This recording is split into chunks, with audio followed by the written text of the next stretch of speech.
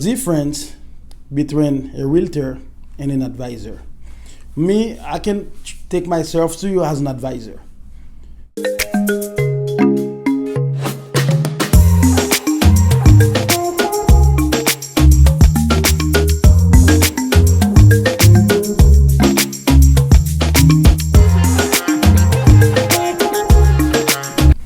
Hello everyone, my name is Peter Jean Kai, your real estate show. You all know that I registered with Century 21, and today I will be talking with you guys about 4 different topics. If you have a house for sale, if you want to buy a house, if you're getting money from the IRS, and the difference between a real estate agent and an advisor. Please be with me. You won't regret that moment you will be sharing with me. Thank you. Peter, I want to sell my house, but I don't know if you sell houses because you always talk about helping people buying a house. Yes, I do sell houses.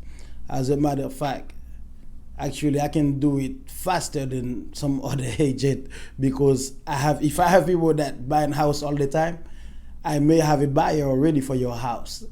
So you just don't know that. Yes, I do help people sell a house, but the only thing I will advise you as your advisor, when you sell the house, I know most of the time you're gonna make a big chunk of money. But please buy another house before you spend that money that you make of the house so you don't be homeless. I want you to buy another house.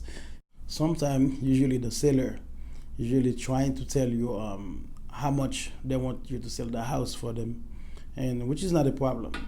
I can sell the house, I can list the house for the price you asked me to list it for you. But what can happen if the house is worth $200,000 and then you make me list it for $250,000? What's gonna happen? Nobody gonna even call for that house, and now you may end up change the realtor. You will go to another realtor. Whenever people go online on the MLS and they see your house was on the MLS for a long period of time, now they're scared of your house. They don't want to buy the house, and now you may end up to stay with the house, or you have to put the price really low, and you may end up sell the house for a price that the house worth more than that. So which it's not good. Sometimes too, you may tell me to put it for $200,000, and then the house can sell for $260,000. So the best thing to do, I have to go on the MLS and do a CMA, and then after the CMA, I can see for how much a house like yours, sell in the area at the time, and then with that, I can see for how much, I can check the condition of your house, and now I can tell you, okay, this is how much we're gonna put the house online for sale on the MLS. But you cannot just pick a number without doing the CMA or calling an appraiser to do an appraisal for you. So that's how it's worked. So selling a house is easy, but you have to put it at the right price. The price that's a house like your house is selling at the moment. People usually ask me for the condition of the market. I can't really tell you anything about the market, but what I can tell you that when you buy a house, you need to buy a house that you will be able to afford the mortgage. Don't buy a big mansion and you know that you will not be able to afford the mansion if something happen. Because the market, if you buy something that you will be able to pay based on your income, even if the market crash below zero, you're still gonna be able to respond to your needs.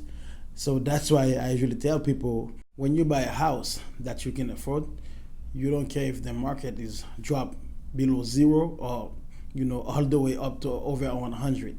So you already know that you would be able to support your mortgage, so you're not worried about it.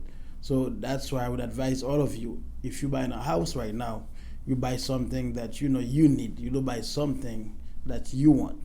Because if you buy things that you want for right now, so you may buy something and you end up lose it because you don't know what can happen. I have to be honest with you guys. So if you're making any investment in a home, buy something that you can buy. The tax money The tax money, I know some people that be getting up to probably $10,000, especially when they have kids. And I usually get that question. Like people usually ask me, how much do you think I want to, so I can buy a house? How much money you think I need to have in savings? Which some people think in the mind they need $20,000 for them to buy a house, which is not true. Because I have clients that I help buying a house with only $5,000, $6,000, $8,000, $10,000. It depends on the price of the house. So I encourage every one of you, like each of you guys, if you have that money and you have a job, even if you don't have a credit yet, you can call me and I will tell you what to do with the credit, so you can be ready to buy a house. Because the most important thing is to have a job and have the down payment for the house. And the other thing, we can fix that later. That's for the tax money, guys. I'm not telling you guys what to do with the money, but this is the advice I can give you guys as a young like you guys. The difference between a realtor and an advisor. Me, I can take myself to you as an advisor, because a realtor is someone that you just call and you tell them that you would like to buy a house. And they said, okay. And they set up an appointment with you. And when you get there to the office, and they said, okay, where's your tax return? How much money do you make? And let me see how long you've been working. And okay, they do a pre-qualification for you before they take you to the lender. And then they said, okay, do you have a house in mind already, or do I have to find you a house? And they find you a house. They don't care how much your mortgage is gonna be and how you're gonna be paying the mortgage, how much bill you have. If you qualify, they just give you the house. But me, as an advisor, what I do, I take the tax return and I see your expenses. And I ask you, how many people you have living in the house, how many kids do you have living with you. And I balance all your expenses, and I advise you what mortgage will be fitting you. How much mortgage can you afford paying every month? Because even that, sometime, if you see you making a lot of money, but it doesn't mean that you will be able to pay the house with all of those bills. And this is why I can call myself as an advisor, not a realtor.